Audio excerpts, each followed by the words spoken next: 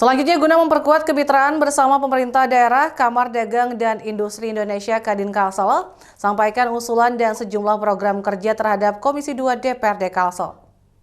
Di Kalimantan Selatan, di mana kita melihat bahwa industri yang ada ini perlu diperkuat dengan perizinan. Dalam rangka memperkuat kemitraan bersama pemerintah daerah, Kadin Kalimantan Selatan sampaikan usulan dan sejumlah program kerja kepada Komisi 2 DPRD Kalsel belum lama tadi. Ketua Kadin Kalsel Sinta Laksmi Dewi mengatakan kedatangannya ke Komisi 2 ini dalam rangka menyampaikan program-program Kadin ke depan, khususnya program di bidang yang sekiranya dapat membantu pemerintah Kalsel dari segi pendapatan asli daerah. Di antaranya sektor pertanian, penguatan sektor UMKM, hilirisasi industri, dan lainnya.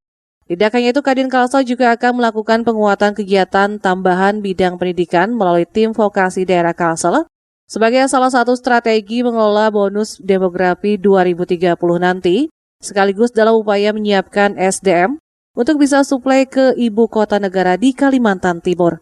Vokasi ini penting dilakukan karena Kalsel memiliki tenaga kerja namun belum siap diserap sepenuhnya oleh perusahaan dan industri-industri yang ada. Hal ini dikarenakan tenaga kerja yang ada banyak yang hanya berpendidikan menengah ke bawah, sehingga ke depan perlu revitalisasi dengan menambah pendidikan keterampilan dan mengarahkan kepada mahasiswa ke bidang-bidang sesuai dengan perkembangan zaman yang ada. Kita punya tenaga kerja ini tidak bisa diserap seluruhnya di industri-industri yang ada di Kalimantan Selatan.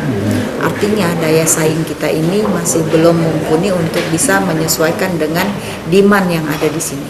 Untuk itu kita perlu mengolah sebagaimana, karena yang ada di kita, sebagian tenaga kerja kita ini pendidikannya hanya sekolah menengah ke bawah, itu sangat banyak. Nah, itu perlu dioptimalisasi, direvitalisasi lagi dengan menambahkan pendidikan keterampilan kepada mereka ataupun mengarahkan para calon mahasiswa misalnya ke pendidikan-pendidikan yang memang menyesuaikan dengan perkembangan zaman yang ada sekarang ini.